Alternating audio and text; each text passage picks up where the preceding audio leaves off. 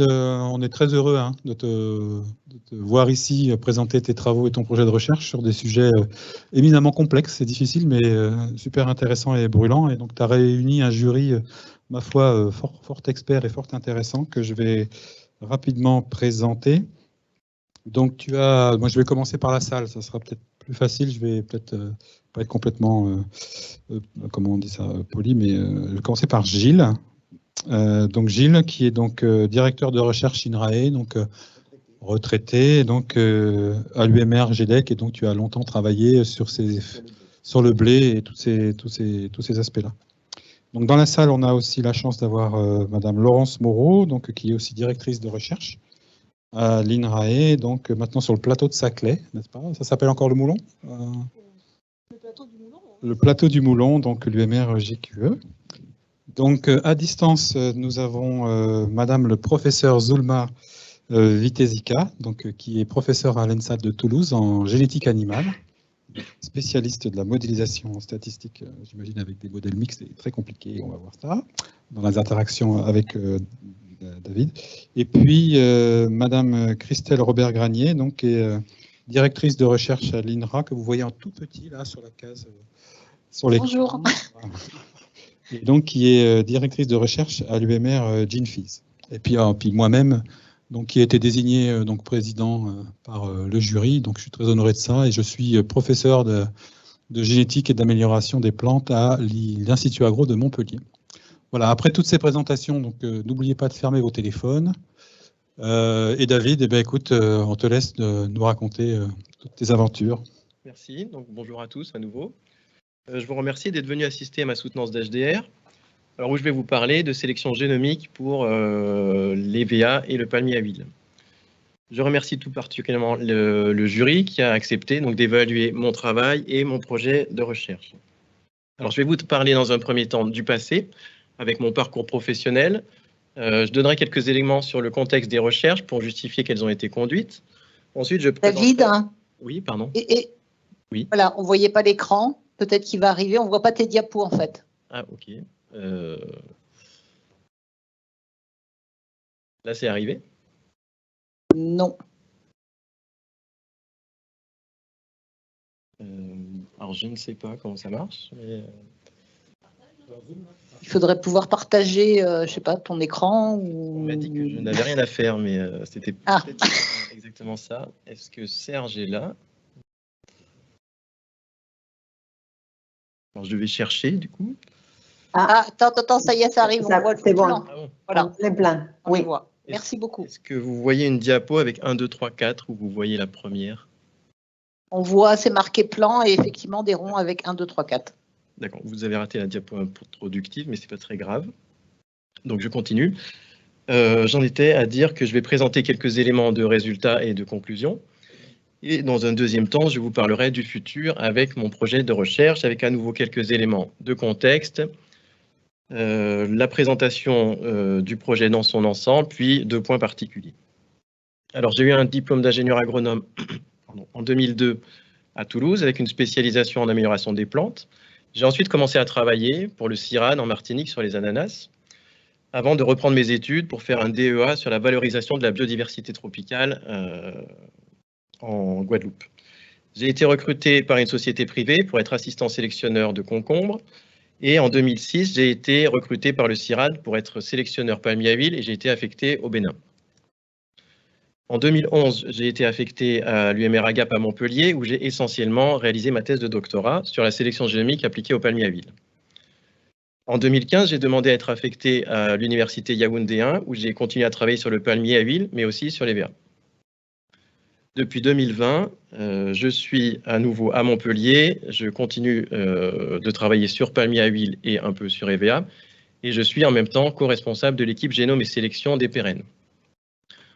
Depuis 2009, j'ai porté 11 projets Palmélite sur la sélection génomique. Palmélite est une filiale du CIRAD qui conduit un programme d'amélioration génétique et qui a la charge de la production et de la diffusion des semences améliorées. J'ai aussi porté un projet CIRAD sur la structure 3D du génome et j'ai été coporteur d'un projet Université Yaoundé 1. Ces projets ont permis la publication de 11 articles et m'ont donné l'opportunité d'encadrer des étudiants donc 3 doctorants et 8 Master 2. J'ai aussi collaboré dans 13 projets de génétique ou génomique, essentiellement sur palmier à huile et sur EVA. Le principal partenaire pour l'EVA, c'est l'Institut français du caoutchouc. Et ces projets ont à nouveau permis la publication d'articles, 13, et m'ont donné l'opportunité d'encadrer à nouveau des étudiants, encadrés ou co-encadrés, 2 doctorants et 6 Master 2. J'ai eu pas mal d'activités d'enseignement avec l'équivalent de plus de 70 jours sur ce type de travail, en master dans différents pays. J'ai aussi dispensé des formations auprès de partenaires. Ici, par exemple, une école chercheur avec mes collègues Marie Denis et Sébastien Tissenet. Alors, pour mon travail de recherche, donc je consacre mon temps à la sélection génomique sur le palmier à huile et l'EVA. Pour l'EVA, donc je me suis mis à travailler sur cette espèce car dans mon équipe, il y a un collectif qui était intéressé par ce type d'approche, mais qui n'avait pas les ressources humaines pour travailler sur cet aspect supplémentaire. Donc j'ai proposé d'accroître mon activité avec cette nouvelle espèce. Alors j'ai 2 thèmes de recherche, l'étude des facteurs qui influencent la précision des prédictions génomiques et l'intégration des prédictions génomiques dans les schémas d'amélioration pour augmenter le rythme du progrès génétique. Maintenant, le premier point de contexte de mes recherches est l'augmentation de la population humaine et l'augmentation du niveau de vie, notamment dans les pays émergents. Ceci tire très fort la demande de produits tirés des plantes vers le haut, que ce soit les produits alimentaires ou le bois, le caoutchouc naturel, etc. La demande passée a déjà eu un très fort impact sur l'environnement, ce qui est flagrant ici sur cette diapo, avec l'impact sur le climat, avec l'essentiel des terres émergées qui ont vu augmenter leur température de surface de 1 à 4 degrés. Alors en ce qui concerne les systèmes agricoles, ils doivent donc produire plus avec un impact environnemental réduit, c'est l'intensification durable. Pour y parvenir, plusieurs disciplines sont à mettre en œuvre, notamment l'amélioration génétique, qui permet effectivement de développer des variétés qui produisent avec moins d'intrants, qui sont résistantes aux maladies ou qui sont résilientes face au changement climatique. Le deuxième élément de contexte, c'est les 2 plantes sur lesquelles j'ai travaillé. Vous voyez ici une plantation de palmiers à huile. Il y a plus de 20 millions d'hectares de palmiers dans la zone tropicale. C'est la première plante oléagineuse au monde. Vous voyez ici des régimes. L'huile est tirée de la pulpe des fruits. Ici, une photo d'huile rouge, l'huile brute et de l'huile raffinée à côté. Elle sert à 80% dans l'alimentation humaine. La production annuelle dépasse 70 millions de tonnes aujourd'hui et la demande devrait dépasser 120 millions de tonnes en 2050. Ici, un deuxième type de plantation, des EVA, avec 15 millions d'hectares dans la même zone que le palmier à huile, approximativement. Cette espèce est l'unique source de caoutchouc naturel économiquement viable. La récolte se fait par saignée, qui consiste à faire une encoche le long du tronc pour faire s'écouler le latex qui contient 90% de caoutchouc. La production mondiale de caoutchouc est autour de 15 millions de tonnes par an. Elle va atteindre, en tout cas la demande, les 19 millions de tonnes d'ici 2025. 70% de ce caoutchouc est utilisé dans l'industrie pneumatique et le reste sert à un ensemble de produits de notre quotidien et de l'ensemble du secteur économique. L'amélioration génétique va aussi permettre d'accompagner les démarches de production durable en cours chez ces 2 espèces. Elle porte sur différents caractères d'intérêt, le rendement et ses composantes, mais aussi la résistance aux maladies et différents caractères en lien avec la qualité des produits. Pour illustrer cela, j'ai choisi cet exemple chez le palmier à huile qui montre l'évolution des performances, de la valeur génétique du matériel végétal commercialisé depuis les années 60 dans 2 environnements contrastés et l'on note un progrès génétique annuel de 1%. Maintenant, ces points que je voulais partager avec vous sur la reproduction qui sont importants parce qu'ils ont largement contribué à ce que les sélectionneurs adoptent les schémas d'amélioration qu'ils utilisent aujourd'hui. Alors ces 2 espèces sont allogames, elles se reproduisent après quelques années, ce qui contribue déjà au fait qu'on ait des longs cycles d'amélioration. En ce qui concerne les fécondations artificielles, elles sont faciles chez le palmier à huile, mais difficiles chez les VA. À l'inverse, pour la multiplication végétative, elle est possible par culture in vitro chez le palmier à huile, mais cela reste compliqué. Elle a été par contre rendue facile chez les VA par la mise au point d'une méthode de greffe de bourgeons. Sur ce thème, un dernier point que je souhaite aborder, spécifique au palmier à huile. Donc, j'ai représenté ici la population d'Élie et la population lamée, d'Élie asiatique et lamée ivoirienne. Donc ce qu'on voit ici, c'est que les délits ont un petit nombre de gros régimes, les lamés ont un grand nombre de petits régimes. L'hybride a un phénotype intermédiaire, mais par contre, quand on considère le caractère poids total de régime, qui est le produit des deux, on voit que l'hybride est largement plus productif.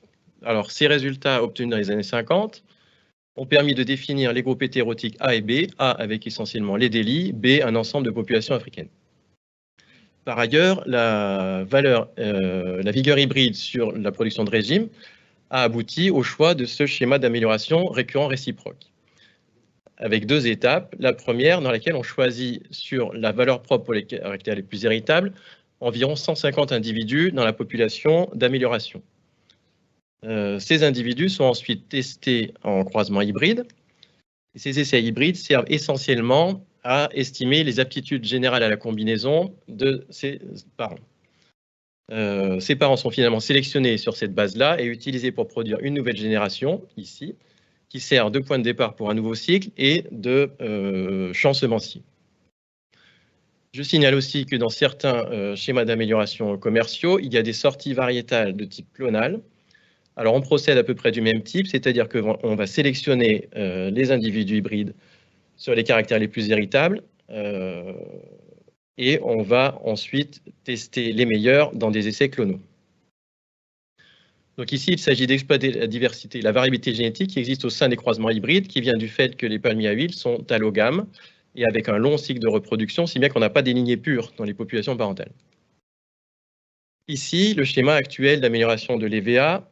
Alors cette fois, les sélectionneurs travaillent sur un petit nombre de familles de pleins frères, avec un schéma en deux étapes à nouveau. Une première d'évaluation sur valeur propre, Seedling Evaluation Trial, où on évalue les meilleurs individus pour leur production de latex.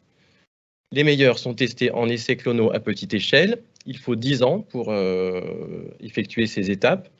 Alors pour le palmier à huile, c'est 20 ans pour un cycle.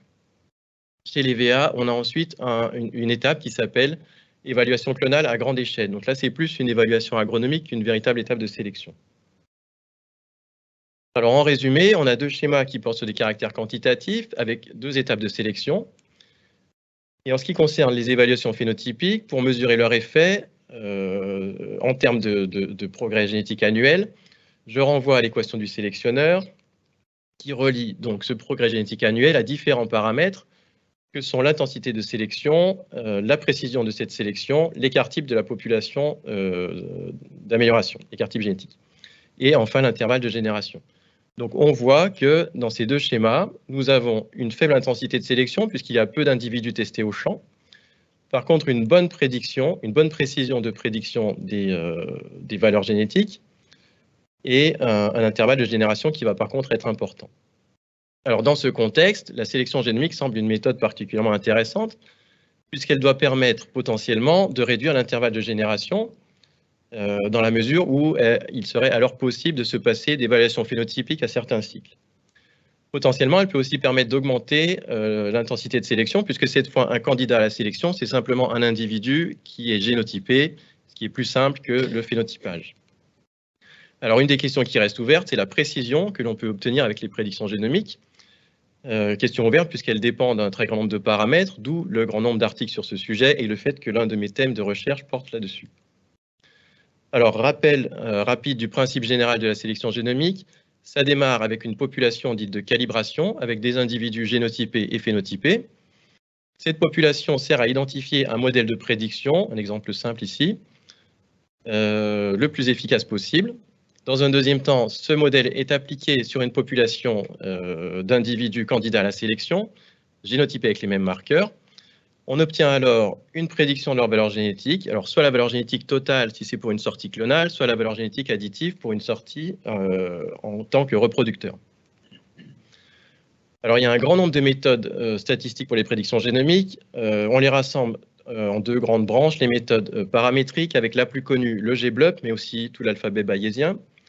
Les méthodes semi ou non paramétriques avec notamment le RKHS et de plus en plus du deep learning.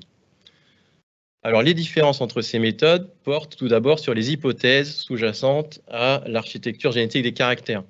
avec par exemple certaines méthodes qui vont considérer que les effets des marqueurs sont tirés selon la même distribution statistique et d'autres méthodes avec des distributions statistiques qui sont spécifiques aux différents marqueurs.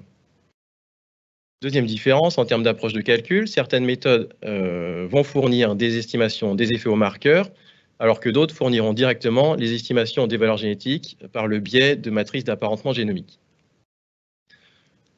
En termes de retombées pratiques, l'exemple le plus flagrant, c'est le doublement du rythme du progrès génétique observé chez les bovins laitiers. Alors, j'ai pris l'exemple des Holstein aux USA, avec ici donc, la valeur génétique des individus et depuis le début des évaluations génomiques, un doublement du rythme du progrès génétique par rapport à la période précédente. Chez les plantes, la sélection génomique est progressivement intégrée au schéma d'amélioration. On a de plus en plus d'exemples chez le secteur public et le secteur privé, même si on n'en est pas au même niveau que chez les animaux. Alors maintenant, je vais vous présenter quelques points de résultats et quelques conclusions. Alors sur le thème précision des prédictions génomiques, j'ai étudié l'effet des méthodes et des modèles de prédiction, l'effet du marquage moléculaire, du degré d'apparentement entre populations d'application et de calibration et d'application, etc. En ce qui concerne l'intégration des prédictions génomiques dans les schémas d'amélioration, j'ai étudié l'effet des différents paramètres de l'équation du sélectionneur sur le progrès génétique annuel, ce qui a abouti à des suggestions de schémas génomiques et quelques démarrages d'applications. Alors j'ai choisi ici de vous parler de deux aspects particuliers, parce que ça me semblait intéressant pour cet HDR, puisqu'ils permettent de voir l'évolution des questions de recherche au fil du temps, de montrer la capacité à mobiliser des ressources tirées de différents projets, les capacités d'encadrement et de valorisation scientifique. Alors le premier point, c'est les prédictions génomiques en contexte interpopulation, hybride interpopulation. Donc dans ce cas-là, il y a plusieurs possibilités. On peut travailler indépendamment sur chaque population parentale. Donc dans ce cas-là, on génotype les parents et on met en relation des valeurs observées. Donc j'ai choisi moi des estimations des valeurs génétiques en croisement, en croisement hybride, en l'occurrence les aptitudes générales à la combinaison. Donc dans ce cas-là, on a un modèle très simple avec un seul effet aléatoire qui est associé à une matrice d'apparentement génomique. Je vous ai montré ici l'exemple de la matrice qu'on a utilisée pour notre groupe B dans ce premier projet non conduit avec Palmélite. Alors ce travail a donné des résultats prometteurs avec plusieurs caractères, composantes du rendement, qui ont des précisions de prédiction génomique supérieures à 0,6. Par la suite, par contre, j'ai voulu utiliser des modèles plus sophistiqués, aussi parce que les données rendaient ça possible. Et notamment, j'ai voulu utiliser des modèles qui permettent d'estimer conjointement les AGC des deux populations parentales, ainsi que le terme d'interaction, les aptitudes spécifiques à la combinaison. Alors dans ce cas-là, on peut continuer d'utiliser les données moléculaires des parents, mais dans le modèle, ce qu'on va fournir en valeur d'entrée, ce sont les hybrides des phénotypes. Les phénotypes des hybrides, pardon. Donc dans ce modèle, on voit que ces phénotypes sont décomposés en deux termes d'AGC parental et un terme d'interaction, l'ASC, chacun de ces effets aléatoires étant associé à une matrice de variance-covariance qui implique des apparentements moléculaires. Alors, j'étais particulièrement intéressé par ce modèle, notamment pour l'aspect ASC, qui me semblait intéressant dans un contexte hybride, avec un effet d'hétérosis sur un des caractères principaux. Et finalement, un des résultats était que l'intégration de ce terme-là dans le modèle n'avait pas d'effet sur la précision des prédictions des valeurs des croisements hybrides. Alors, une des explications serait que la part de variance des aptitudes spécifiques à la combinaison dans la variance génétique totale serait trop faible, puisqu'elle atteint au maximum même pas 12% chez la composante du rendement la plus concernée.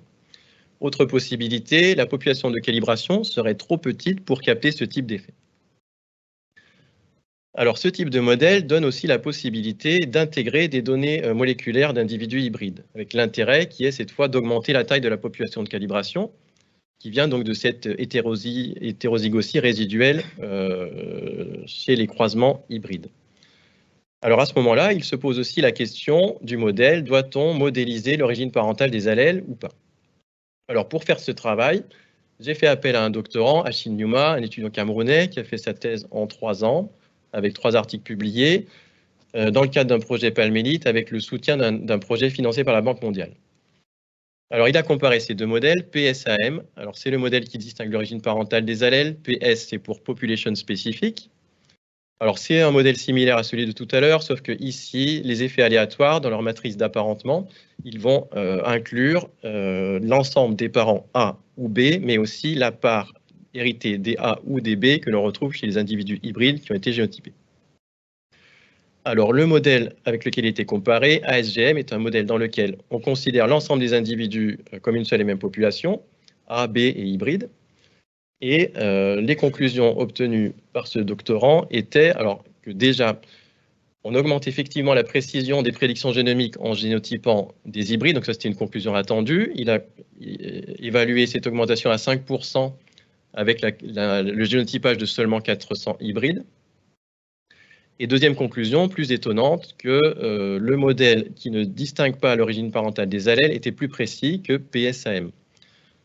Alors pour creuser un peu cet aspect, j'ai fait appel à nouveau à un doctorant éthiopien dans le cadre d'un projet Palmélite avec le soutien d'un projet financé par l'Union européenne.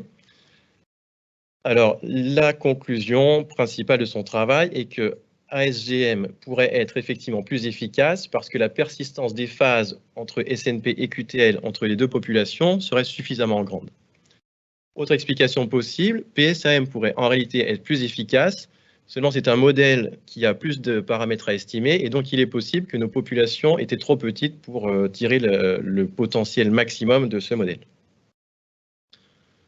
Alors, deuxième point que je voulais aborder, l'imputation des données moléculaires manquantes de GBS. Alors là, j'ai choisi ce point parce qu'en plus, il permet aussi de montrer l'intérêt que j'ai trouvé à travailler sur deux espèces. Alors, premier résultat, chez le palmier à huile, on voit ici la précision des prédictions génomiques pour le pourcentage de pulpe dans les fruits. En fonction du nombre de marqueurs, on voit en rouge que quand on ne garde que les marqueurs qui ont le moins de données manquantes, qui avaient le moins de données manquantes initialement, puisqu'on les impute ici avec Beagle, on peut obtenir des précisions significativement supérieures à celles qu'on a avec le même nombre de marqueurs choisis au hasard. Donc, une des explications possibles serait que la méthode d'imputation n'est pas parfaitement efficace. Alors, je n'ai pas eu le temps de faire la comparaison de méthodes d'imputation à ce stade-là sur le palmier. Par contre, après mon arrivée à Yaoundé, mes collègues de l'EVA ont eu des données de GBS sur une famille de pleins frères. Donc, j'ai pu faire appel à un étudiant en Master 2, zimbabwéen, Norman Munyengwa, dans le cadre d'un projet de l'Institut français du caoutchouc avec le soutien de ce même projet JEANS de l'Union européenne. Alors, il a comparé différentes méthodes d'imputation et parmi elles, j'ai identifié LinkImpute-R que j'ai choisi parce qu'elle est spécifiquement adaptée aux données de GBS, mais aussi parce qu'elle permet de faire une imputation sans utiliser aucune information sur la position des marqueurs. Ce qui était intéressant puisque à cette époque, on n'avait pas encore de génome de référence assemblé en pseudochromosomes chez les VA. Il a montré que LinkImpute-R était la méthode qui imputait le mieux les données manquantes, ce qui se traduisait aussi par des précisions de prédiction génomique un petit peu plus élevées. Par la suite, j'ai été intéressé par étendre ce type d'étude au cas du palmier à huile, puisque imputer des données manquantes dans une famille de pleins frères, ce n'est pas du tout la même chose qu'imputer dans une population complexe. Donc, j'ai pris à nouveau un ensemble de méthodes d'imputation. Ici, on a la précision moyenne des prédictions génomiques sur un ensemble de caractères et deux scénarios de validation. Et on voit en fait que dans les deux cas, LinkImpute-R est au moins un petit peu supérieur aux autres. Alors, c'est un résultat intéressant en soi. Et surtout, ce que je voulais dire ici, c'est qu'en travaillant sur ces deux espèces qui ont des points communs, mais aussi des différences, ça m'a permis de mieux évaluer la robustesse de différentes méthodes. Aussi, dans ce cas très particulier, a priori, je n'aurais pas testé LinkImpute-R si je n'avais pas eu les bons résultats préalables chez les VA, ni passé le temps qu'il m'a fallu pour apprendre à maîtriser cet outil. Donc, un peu de transfert de méthodologie. Alors, dernier point de résultat, donc je vais vous présenter l'effet de la précision des prédictions génomiques et de l'intensité de sélection sur le progrès génétique annuel et les suggestions de schémas génomiques qui en ont résulté. Alors, pour rappel, donc, chez le palmier à huile, avant de tester les individus hybrides en essai hybride, on les présélectionne sur leurs caractères, sur leurs valeurs propres pour les caractères qui sont les plus héritables. Et donc, on s'est posé la question de l'effet qu'aurait une sélection génomique appliquée sur un nouveau caractère. Donc, c'est le résultat qui est présenté ici. Le nouveau caractère, c'est le poids total de régime, donc qui est trop peu héritable pour faire une présélection avant essai hybride. Alors, le résultat ici avec cette figure un tout petit peu compliqué, il représente les performances des croisements hybrides sélectionnés à l'issue des blocs génétiques, dans le cas où on a fait une présélection génomique au préalable, exprimé en pourcentage par rapport aux performances des croisements hybrides qu'on a sélectionnés de la même façon, mais donc sans cette présélection génomique avant les essais hybrides. C'est le gain qui est représenté, puisqu'on a ici voilà, des valeurs qui peuvent devenir intéressantes dès lors qu'on est capable de génotyper quelques milliers d'individus hybrides, donc ici avec une production supplémentaire de régime de 10% pour ces nombres d'individus génotypés. Alors, conclusion, l'intérêt de cette présélection génomique est de permettre de faire une sélection sur un nombre de candidats à la sélection potentiellement très grand et de sélectionner sur plus de caractères. On a obtenu un résultat tout à fait similaire pour ce qui est de faire la sélection génomique avant les essais clonaux, toujours chez le palmier. Et ceci a abouti à la recommandation de ce schéma de sélection génomique. Alors, elle est appliquée à 3 étapes différentes. Première étape, on peut l'appliquer sur l'ensemble des plantules qui sont destinées à constituer le nouveau champ semencier, la nouvelle population d'amélioration. On peut ainsi éliminer, par exemple, la moitié des individus et ne planter que les meilleurs. Donc, première amélioration du schéma.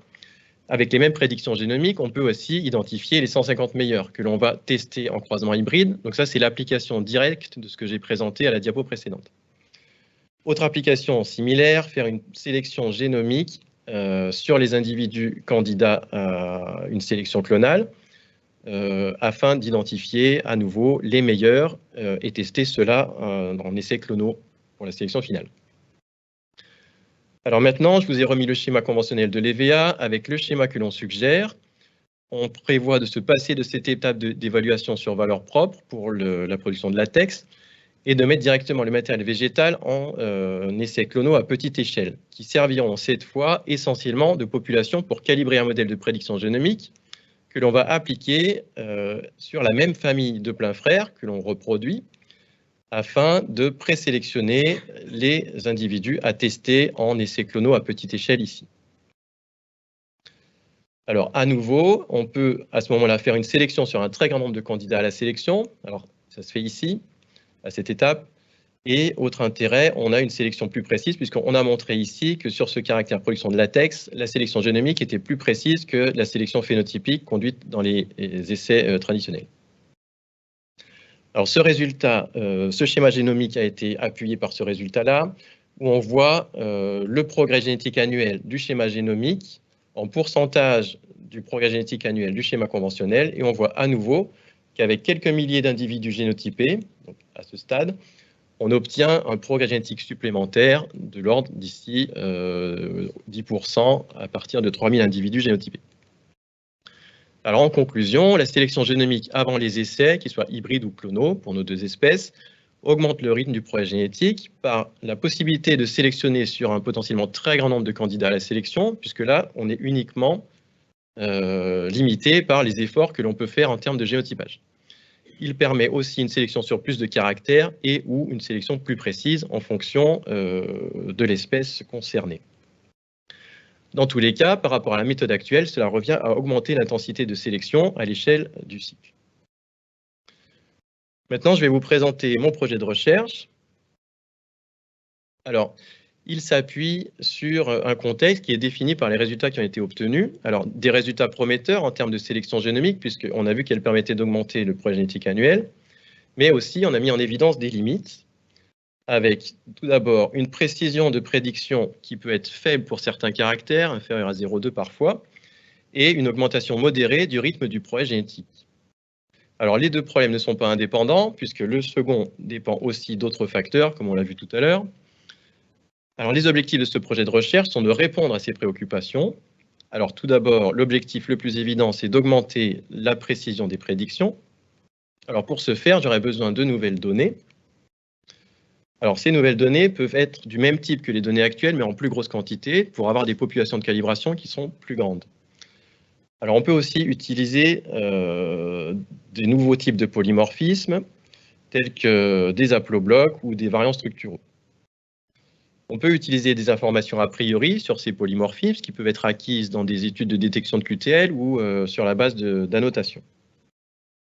Autre possibilité, faire appel à des données multi-omiques avec de la transcriptomique, de l'épigénomique, etc.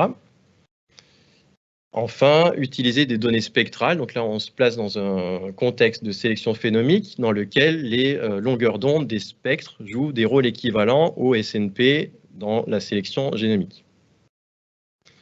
Alors, pour mettre en œuvre ce projet de recherche, j'aurais aussi besoin d'implémenter des nouvelles méthodes. Alors, quand je dis nouveau dans cette partie, en fait, en général, ce n'est pas nouveau dans l'absolu, c'est nouveau par rapport à ce que j'ai fait jusqu'à présent ou par rapport à ce qui se fait sur ces espèces. Alors, ces nouvelles méthodes, en fait, il peut s'agir de méthodes que l'on va appliquer sur les données actuelles. Donc, par exemple, des analyses longitudinales. On a des caractères chez nos deux espèces qui s'y prêtent. Mais le cas le plus intéressant d'utilisation de nouvelles méthodes, c'est justement pour traiter tous ces nouveaux types de données. Donc, typiquement, pour utiliser des données multi-omiques, on peut faire appel alors, soit à des méthodes qui sont des méthodes de prédiction génomique conventionnelles, mais que l'on va utiliser dans des versions étendues pour être capable de traiter ces nouvelles données. Donc, par exemple, un modèle linéaire mixte multi-kernel dans lequel chaque kernel va traiter un niveau de données omiques particulier. On peut aussi faire appel à des approches plus innovantes, comme le deep learning, qui a une capacité inhérente à traiter des données hétérogènes, et en particulier lorsqu'elles sont en grande quantité. Alors, deuxième point de contexte, l'augmentation modérée du rythme du progrès génétique. Alors ici, en tant qu'objectif, il va s'agir de continuer à optimiser l'intégration de la sélection génomique dans les schémas. Alors, ça peut se faire en continuant de tester de nouveaux scénarios, comme je l'ai fait jusqu'à présent, notamment par simulation. Mais on peut aussi aller vers des approches un peu plus disruptives. Par exemple, il pourrait s'agir d'exploiter la part de la diversité génétique de ces deux populations qui ne l'a pas encore été, avec par exemple de la redomestication ou de l'introgression assistée par marqueur, par prédiction génomique. Alors, dernier point de contexte, donc je constate que jusqu'à présent, les travaux que j'ai faits en termes de sélection génomique, ils sont quand même d'un champ d'application extrêmement limité, puisque j'ai toujours considéré les choses dans un seul environnement. Alors, initialement parce que c'était les seules données qu'on avait, puis par la suite, c'était essentiellement par simplification ou parce que les données, malgré tout, s'y prêtaient peu.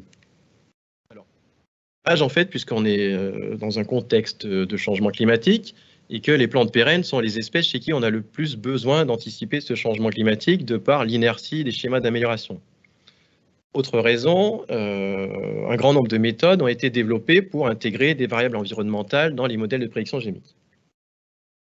Alors pour répondre à cet objectif-là, à nouveau, j'aurais besoin d'avoir de nouvelles données, des données multi-environnements, évidemment, mais aussi des variables environnementales associées et éventuellement de nouveaux caractères. À nouveau, il faudra faire appel à de nouvelles méthodes. Donc, comme tout à l'heure, ça peut être des méthodes un peu traditionnelles de prédiction génomique, comme du modèle linéaire mixte, mais dans des versions étendues pour pouvoir gérer ce type de données, ou alors des approches plus innovantes, comme le deep learning. Alors, je vais vous présenter deux points particuliers de ce projet. Le premier, c'est le deep learning. Je l'ai choisi parce que vous voyez qu'il apparaît à différents niveaux de ce projet de recherche. En plus, il peut déjà s'appliquer avec les données que l'on a actuellement et donner, même dans ce cadre-là, des résultats intéressants. D'ailleurs, depuis le dépôt du mémoire, donc, on a commencé avec un étudiant à utiliser cette approche, ainsi qu'avec deux collègues d'une autre équipe. Alors, pour vous expliquer un petit peu ça, je vous présente ici un neurone artificiel qui peut donc être considéré comme une fonction mathématique. Alors, chaque neurone artificiel est connecté soit à des variables d'entrée fournies par l'utilisateur, soit à des neurones de la couche précédente. Ces connexions impliquent des poids et un neurone possède aussi un biais. Donc, dans un premier temps, pour chaque neurone, on calcule une somme pondérée qui implique les différents poids et le biais, paramètres qui vont être estimés uniquement par les données de façon à prédire au mieux les variables d'intérêt. Cette valeur est ensuite transformée par une fonction dite d'activation. Et l'intérêt, c'est que dans un premier temps, on a un modèle linéaire, mais par la fonction d'activation, on donne des propriétés de non-linéarité au modèle. Alors, deuxième point, les neurones sont connectés en réseau. Ici, l'exemple le plus simple dans ce domaine, le multilayer perceptron. Ici, il connecte un ensemble de génotypes à un phénotype prédit avec différentes couches. Alors l'intérêt, c'est que à nouveau, les connexions entre marqueurs rajoutent de la non-linéarité dans le modèle. Alors ce point-là, associé au fait que, comme vous l'avez vu, il n'y a aucun a priori sur la relation à modéliser, tout est estimé uniquement à partir des données, et bien, ce sont ces deux caractéristiques-là qui rendent les réseaux de neurones aussi populaires et aussi performants quand il s'agit de faire des prédictions dans des systèmes complexes. La complexité vient aussi de la méthode elle-même, puisqu'il y a une grande diversité de réseaux de neurones. Il y a aussi une grande diversité d'hyperparamètres, c'est-à-dire qui sont les paramètres qui servent à contrôler le fonctionnement du réseau, comme la vitesse d'apprentissage ou le pourcentage de neurones qui vont effectivement être utilisés à la fin. Alors, quel est l'intérêt de cette approche dans le cas particulier de la prédiction des valeurs génétiques? Alors, on s'achemine donc vers des données multi-environnements sur des grandes populations et multi-omiques. Autrement dit, des volumes de données importants avec une grande hétérogénéité. Donc là, on est dans un contexte de big data. Alors l'idée, c'est que dans ce contexte-là, quand on regarde la performance des modèles en fonction de la taille du jeu de données, à un certain seuil, le deep learning est censé dépasser les autres approches. Autre point qui me semble intéressant, c'est la capacité inhérente des réseaux de neurones à traiter des données hétérogènes. Donc pour illustrer ça, j'ai pris un réseau de neurones ici qui se lit de bas en haut. Les boîtes représentent des couches de neurones. Et en fait, on voit qu'on a deux branches, chacune étant là pour traiter des données de type distinct. Chaque branche a des couches de neurones avec ses caractéristiques, puis on a une couche qui va concaténer tout ça avant que d'autres couches de neurones fassent un traitement conjoint des données résultantes avant de fournir une valeur de sortie. Alors, autre intérêt, donc pas d'hypothèse sur la relation à modéliser, donc en l'occurrence la relation génotype-phénotype, en termes de distribution des effets, d'interaction, etc. J'ai aussi été intéressé par le fait qu'il y a des résultats récents très prometteurs chez différentes espèces. Et je vais vous en présenter deux ici. Alors, j'ai indiqué les nombres d'individus et de marqueurs. Là, c'est juste pour illustrer le fait que ça correspond au nombre que l'on a actuellement chez nos espèces. Alors, les deux exemples sont tirés du café en haut, du soja en bas. Pour le café, avec un réseau pourtant simple de type multilayer perceptron, on voit que le réseau optimisé a des performances, des précisions pour deux caractères d'intérêt qui dépassent celles de la méthode standard, le GBLUP. Autre résultat intéressant, le réseau de neurones non optimisé a par contre des précisions qui sont assez mauvaises. Alors ici, quand on dit optimisé, c'est-à-dire que c'est le meilleur parmi les 64 000 réseaux qui ont été testés. Donc ce sont des approches qui sont quand même très différentes des méthodes actuelles, du point de vue conceptuel, mais aussi du point de vue de la mise en œuvre. Deuxième exemple, chez le soja, donc ce que j'ai trouvé intéressant ici, alors ils utilisent un réseau de neurones beaucoup plus complexe, et ce qui m'a semblé intéressant surtout, c'est le fait qu'ils utilisent en variable d'entrée, parmi les variables d'entrée, les données manquantes, alors que dans une approche de sélection génomique classique, on les aurait imputées. Et là, avec cette approche, ils constatent qu'ils parviennent à augmenter la précision des prédictions génomiques, ici, avec leur réseau de neurones, par rapport à des méthodes conventionnelles. Alors, l'effet n'est pas présent pour chaque caractère, mais ça m'a quand même semblé intéressant. Enfin, c'est aussi une approche intéressante pour ce qui est de la compréhension de l'architecture génétique des caractères, puisqu'en fait, il y a des approches qui permettent a posteriori de retrouver l'importance relative des différentes variables d'entrée. Même si le réseau de neurones en soi est plutôt du genre boîte noire. Alors, deuxième point que je détaille un peu, l'aspect sur lequel je voudrais contribuer, qui est d'une sélection pour une meilleure adaptation des variétés au changement climatique. Alors ici, j'ai représenté des relations entre phénotypes et variables environnementales pour différents génotypes. Et alors ce type de relation s'appelle des normes de réaction. Et ce qu'on voit, c'est qu'il y a une diversité de normes de réaction avec des normes de réaction qui sont potentiellement non linéaires. Donc dans ce cas-là, il est important de pouvoir faire une sélection pour anticiper les changements climatiques avec soit la sélection d'un matériel stable, soit d'un matériel spécifiquement adapté à des conditions particulières. L'idéal étant d'avoir un modèle qui serait capable de prédire les performances de génotypes qui n'ont jamais été évalués dans des environnements dans lesquels on n'a jamais évalué aucun génotype. Alors, on peut faire ça en modélisant les normes de réaction directement dans les modèles linéaires mixtes par random regression. Ici, un exemple chez le mélèze, donc on a un caractère qui varie en fonction de la disponibilité de l'eau dans le sol, avec une relation non linéaire qui diffère en fonction du génotype. Alors là, on va estimer par la méthode des coefficients spécifiques au génotype qui vont caractériser les normes de réaction, c'est-à-dire qui vont définir la forme de la courbe. On voit ça ici dans cet exemple. Alors, un exemple simple, puisque ici, c'est dans le cas d'une norme de réaction linéaire. On va ici relier le phénotype d'un génotype particulier dans un environnement particulier à différents termes, parmi lesquels on voit ici la décomposition de la valeur génétique en deux termes qui correspondent en fait à l'équation d'une droite. Donc on va pouvoir suivre l'évolution de la valeur génétique en fonction de la variable environnementale. Alors il y a d'autres possibilités, bon, évidemment le deep learning, mais là je ne vais pas en reparler, mais l'utilisation de covariables pour construire des matrices d'apparentement, ou plutôt de ressemblance entre environnements, ou l'utilisation de modèles de croissance, donc à nouveau avec du modèle linéaire mixte ou éventuellement des méthodes plus compliquées bayésiennes. Alors, ce qu'on va pouvoir faire à plus ou moins court terme dans ce domaine, alors chez les VA, on va pouvoir valoriser le réseau historique d'essais clonaux à grande échelle, qui est intéressant puisque, comme je l'ai dit, j'ai oublié de le dire, mais les essais clonaux à grande échelle sont multi-environnements et longue durée.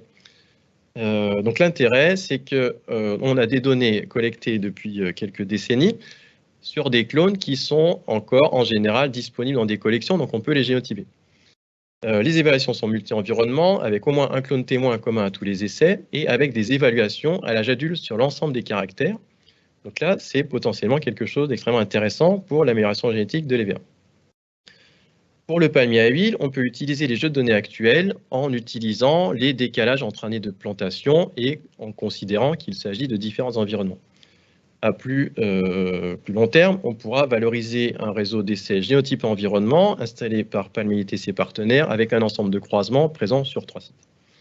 Pour ce qui est des variables environnementales, on pourra faire appel soit aux stations météo des partenaires, soit à des données publiques.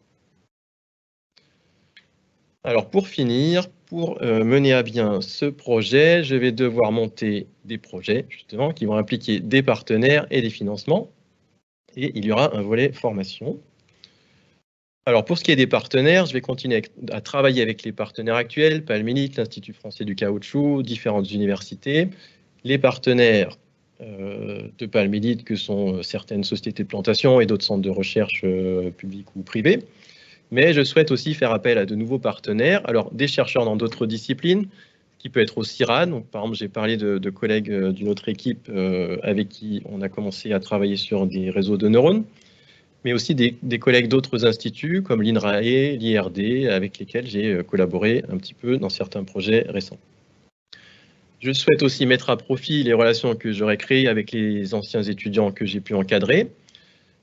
Par exemple, Achille Newma effectue actuellement un postdoc en Espagne et à l'issue de ce postdoc, il a un poste à l'université de Douala. Et deux autres étudiants, un ex-doctorant et un ancien stagiaire, ont été recrutés à l'IRAD où ils vont commencer de travailler. L'IRAD qui est l'équivalent camerounais de l'INRAE. Je suis intéressé aussi par des collaborations ponctuelles, a priori, sur d'autres espèces, alors notamment les pérennes de GSP. On a des collègues qui travaillent sur des espèces forestières comme l'eucalyptus, le cacao aussi, et d'autres espèces potentiellement en dehors d'Agap. En termes de financement, donc toujours les bailleurs traditionnels de ces deux espèces-là, mais aussi d'autres bailleurs possibles. On en a vu quelques-uns dans mes projets passés, même s'ils sont plutôt minoritaires en termes de montant. Mais je pense que des collaborations avec des projets interespèces permet aussi d'agrandir la gamme des bailleurs potentiels. Pour finir, le volet formation, donc j'aurais besoin d'apprendre pas mal de nouvelles méthodes dont j'ai parlé ici. Alors j'ai commencé un tout petit peu. Et à terme, l'idée, c'est de faire du transfert de mes nouvelles compétences vers des partenaires et des étudiants à qui je dispenserai des formations. Voilà, donc j'en ai fini avec ma présentation. Donc je remercie un ensemble de personnes. J'ai fait une liste non exhaustive ici, donc tous les collègues que j'ai pu avoir à Montpellier et ailleurs, dans les différentes équipes où j'ai été affecté, depuis 2006 avec l'UPR 28 et puis jusqu'à maintenant. Je remercie aussi les partenaires sans qui donc il n'y aurait pas eu toutes ces données disponibles, et aussi la direction de l'UM Ergat qui a contribué à la réalisation de cette présentation. Voilà.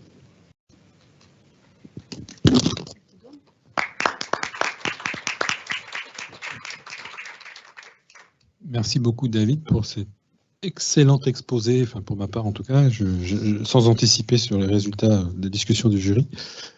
Personnellement, j'ai beaucoup aimé.